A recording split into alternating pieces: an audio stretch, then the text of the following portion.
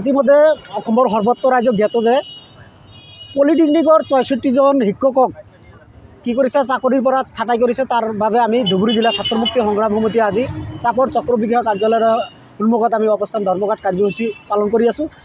আমাৰ কথা স্পষ্ট, ছাত্ৰ মুক্তি সংগ্ৰাম সমিতিৰ কথাই স্পষ্ট, যেতিয়ালৈকে এই পলিটেকনিকৰ প্ৰবক্তাসকলৰ চাকৰি পুনৰ সংস্থাপন নিদিয়ে তেতিয়ালৈকে আমাৰ এই সংগ্ৰাম তথা আমাৰ আন্দোলন অব্যাহত থাকিব। আচলতে যি সময়ত বিজেপি চৰকাৰে পুনৰ সংস্থাপন দিয়াৰ নামত কিন্তু তেওঁলোকে কি কৰিছিল, ক্ষমতা দাখিল কৰিছিল। সেই সময়ত সেই সময়ত তেওঁ কি কৰিছে, শিক্ষকসকলক মানসিকভাৱে হাৰাশাস্তি কৰি তেওঁলোকে কি কৰিছে, চাকৰিৰ পৰা বৰখাস্ত কৰিছে। গতিকে আজি আমি এই আন্দোলনৰ কাৰ্যসূচীৰ পৰা অসম চৰকাৰ তথা শিক্ষামন্ত্ৰীক আমি ধিক্কাৰ জনাইছোঁ যে অতি শীঘ্ৰে পলিটেকনিকক যিসকল প্ৰবক্তাসকলক পূৰ্বৰ দৰেই চাকৰিক অব্যাহত ৰাখিব লাগিব, অন্যথাই আমি ধুবুৰী জিলা ছাত্ৰ মুক্তি সংগ্ৰাম সমিতি, কৃষক মুক্তি সংগ্ৰাম সমিতি তথা অসম ছাত্ৰ মুক্তি সংগ্ৰাম সমিতি গোটেই অসম জুৰি ইয়াতকৈ জংগী আন্দোলন কৰিবলৈ আমি বাধ্য হ'ম।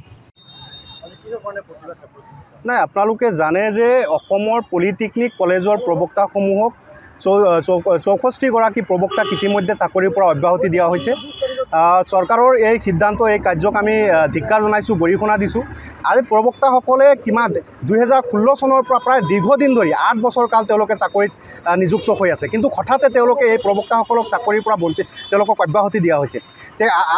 আজি প্ৰবক্তাসকলে তেওঁলোকে আন্দোলন কৰাৰ কাৰণে, কেৱল তেওঁলোকৰ প্ৰাপ্য বিচাৰি আন্দোলন কৰাৰ কাৰণে তেওঁলোকক চাকৰিৰ পৰা অব্যাহতি দিয়া হৈছে। চৰকাৰৰ এই কাৰ্যক আমি গৰিহণা দিছোঁ, ধিক্কাৰ জনাইছোঁ। আৰু এই প্ৰবক্তাসকলক পুনৰ সংস্থাপন দিয়াৰ কাৰণে বা পুনৰ সংস্থাপন দিয়াৰ দাবীত আজি আমি ছাত্ৰ মুক্তি সংগ্ৰাম সমিতি ধুবুৰী জিলাৰ চাপৰ ৰাজচক্ৰ কাৰ্যালয়ৰ সন্মুখত আমি অৱস্থান ধৰ্মঘট কাৰ্যসূচী পালন কৰিছোঁ। নাই, এই প্ৰবক্তাসকলৰ আমাৰ কথাটো স্পষ্ট, আমি এই পলিটেকনিক কলেজৰ ৬৪গৰাকী প্ৰবক্তাৰ পক্ষত আমি আছোঁ।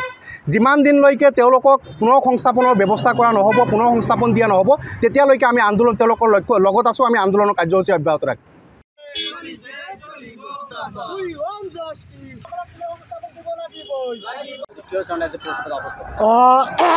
ইতিমধ্যে অসমৰ সৰ্বত্ৰ ৰাজ্যক জ্ঞাত যে পলিটেকনিকৰ ৬৪ জন শিক্ষকক কি কৰিছে চাকৰিৰ পৰা ছাঁটাই কৰিছে। তাৰ বাবে আমি ধুবুৰী জিলা ছাত্ৰ মুক্তি সংগ্ৰাম সমিতি আজি চাপৰ চক্ৰবিষয়া কাৰ্যালয়ৰ সন্মুখত আমি অৱস্থান ধৰ্মঘট কাৰ্যসূচী পালন কৰি আছোঁ।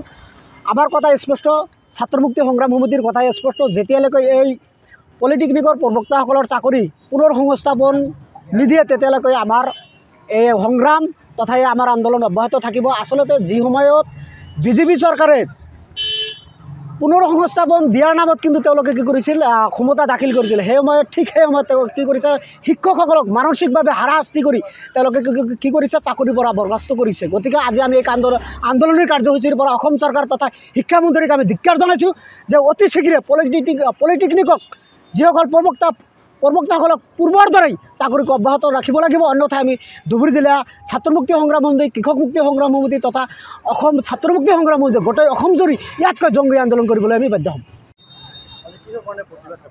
নাই, আপোনালোকে জানে যে অসমৰ পলিটেকনিক কলেজৰ প্ৰবক্তাসমূহক ৬৪গৰাকী প্ৰবক্তাক ইতিমধ্যে চাকৰিৰ পৰা অব্যাহতি দিয়া হৈছে।